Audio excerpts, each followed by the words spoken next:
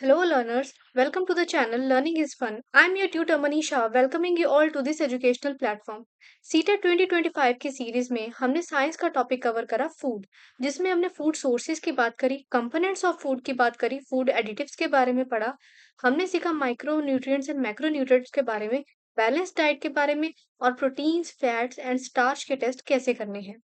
अगर हमें कोई फूड सैंपल दिया जाए तो हमने कैसे पता लगा सकते हैं कि उसमें प्रोटीन है, फैट है या स्टार्च है। सो अगर आपने वो वीडियोस नहीं देखी तो डिस्क्रिप्शन में लिंक मेंशन्ड है, आप जाके वहां से देख सकते हैं। आज की हमारी क्लास होगी माइक्रो ऑर्गेनिजम्स को लेके। हम इसको डिटेल में ज़्यादा नहीं डिस्कस करेंगे, इसका माइंड मैप बना के उस फॉर्म में हम इसको समझेंगे, ब्रीफली इसको एक्सप्लेन करेंगे। सो आज की वीडियो एंड तक ज़रूर देखें क्योंकि ब्रीफली एक्सप्लेन करेंगे बट हमारे एग्जाम पॉइंट ऑफ व्यू से एक्सप्लेन करेंगे। सो अपने फ्रेंड्स के साथ इस वीडियो को ज़रूर से शेयर करें, वीडियो को लाइक करें, चैनल को सब्सक्राइब करें और बेल आइकन दबाना ना भूलें। So let's start the video. Microorganisms, सबसे पहले आ जाते हैं टाइप्स ऑफ माइक्रो ऑर्गेनिजम्स। अब माइक्रो ऑर्गेनिजम्स की टाइप्स में हमारे पास सबसे पहले आ जाते हैं bacteria, then fungi, protozoa, algae and virus. अब इन सब में से जो वायरस है वो अलग होते हैं। रीजन क्या है कि जो वायरस है वो नॉन लिविंग आ जाते हैं। Viruses are non living while other types of microorganisms are living। Reason क्या है कि जो वायरसेस हैं वो रिलाई करते हैं in the body of host organisms. जब वो होस्ट ऑर्गेनिज्म की बॉडी में एंटर कर जाते हैं फिर वो लिविंग कंसीडर किए जाते हैं, फिर उनमें मल्टीप्लिकेशन होती जाती है और वो वायरस जो है वो फैलता जाता है। Until then viruses are non living, जबकि बाकी सब जो है वो क्या है, लिविंग है। So next we have where they live, कि माइक्रो ऑर्गेनिजम्स कहाँ रहते हैं। ये सॉइल के अंडर फाइंड फाइंड आउट किए जा सकते हैं, वाटर में होते हैं, जैसे कि पॉन्ड वाटर हो गया, उसमें अगर आप माइक्रोस्कोप के अंडर उसको ऑब्जर्व करोगे तो आपको दिखेगा कि छोटे छोटे टाइनी ऑर्गेनिजम्स हैं जो कि माइक्रो ऑर्गेनिजम्स होते हैं। देन एयर में हम ऑब्जर्व कर सकते हैं वायरसेस को, एज सच हम नेक्ड आई से नहीं देख सकते, इसके लिए हमें माइक्रोस्कोपिक हेल्प चाहिए होती है।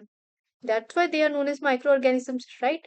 सो एयर में हमें कौन से माइक्रो ऑर्गेनिजम्स मिलते हैं, मोस्टली वायरस हो जाते हैं, जैसे कि फ्लू के वायरस हो जाते हैं, बैक्टीरिया मिल जाते हैं हमें।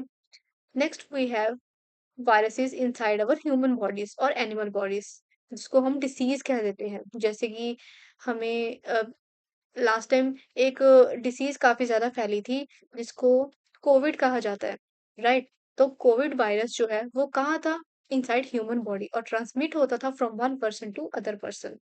नेक्स्ट, एक्सट्रीम कंडीशंस के अंडर भी वायरसेस, ये जो माइक्रो ऑर्गेनिजम्स हैं, सर्वाइव कर सकते हैं, either under very high temperature conditions like hot springs and very low temperature conditions like polar regions. Next, useful microorganisms. अब माइक्रो ऑर्गेनिजम्स जो है वो यूजफुल भी हैं हमारे लिए। कैसे?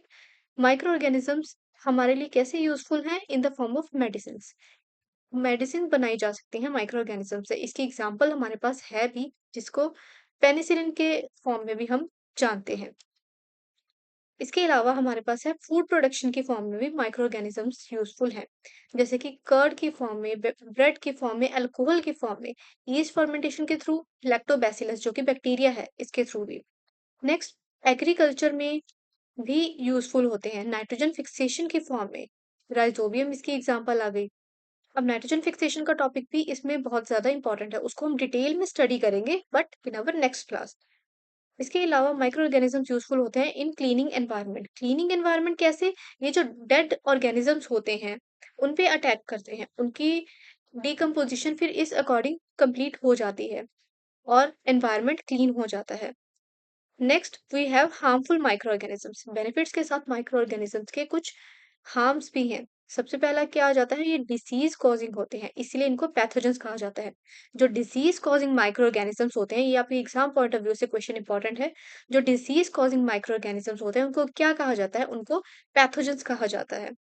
नेक्स्ट, ह्यूमंस के केस में ये जो डिसीज कॉजिंग पैथोजेंस होते हैं ये क्या है, ट्यूबरक्लोसिस, टाइफाइड, मलेरिया। एनिमल्स के केस में एंथ्रेक्स, प्लांट्स के केस में citrus canker, rust of wheat, और वाटरबॉर्न डिसीजेस भी हार्मफुल माइक्रो ऑर्गेनिजम्स की एक एग्जांपल आ जाती है। Next we have nitrogen cycle. Nitrogen cycle में आ जाते हैं स्टेप्स। सबसे पहले नाइट्रोजन फिक्सेशन का। सबसे पहले नाइट्रोजन फिक्सेशन होती है बाय बैक्टीरिया, फिर डीकम्पोजिशन होती है जिसमें रिलीज होता है नाइट्रोजन का। लास्टली निट्रिफिकेशन एंड डीनिट्रिफिकेशन के थ्रू नाइट्रोजन साइकिल कंप्लीट होता है। वो जो नाइट्रोजन एटमॉस्फेरिक नाइट्रोजन होती है वो वापस इस एटमॉस्फेयर में चली जाती है। इस पे हम डिटेल में बात करेंगे इन अवर नेक्स्ट क्लास। तो नेक्स्ट क्लास भी जरूर से अटेंड करें, उसकी वीडियो भी जरूर से देखें। और lastly in this topic we have preservation of food. Microorganisms का सबसे बड़ा यूज आ जाता है in the form of preservation of food. सबसे पहले आ जाता है केमिकल मेथड। केमिकल मेथड्स कैसे आ जाते हैं? Salt and sugar. Salts and sugars को यूज करके जैसे हम जैम्स बनाते हैं तो फूड की प्रिजर्वेशन हम कर सकते हैं। Next we have physical method. Physical method में आ जाते हैं रेफ्रिजरेशन। रेफ्रिजरेट करके हम प्रिजर्वेशन कर सकते हैं फूड की। माइक्रो ऑर्गेनिजम्स की ग्रोथ बहुत ही ज्यादा स्लो हो जाती है अंडर वेरी लो टेम्परेचर।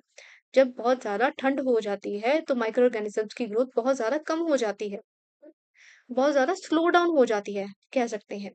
सो रेफ्रिजरेशन भी एक मेथड है प्रिजर्वेशन ऑफ फूड का। Lastly we have packing.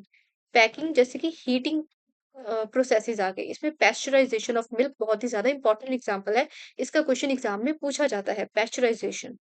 So that was all about today's topic. Hope you liked our video. अगर वीडियो अच्छी लगी हो तो वीडियो को लाइक जरूर करें। कोई भी क्वेरी हो तो Chawla Anisha at the rate 31 Chawla Anisha 31 at the rate gmail.com पे आप पूछ सकते हैं।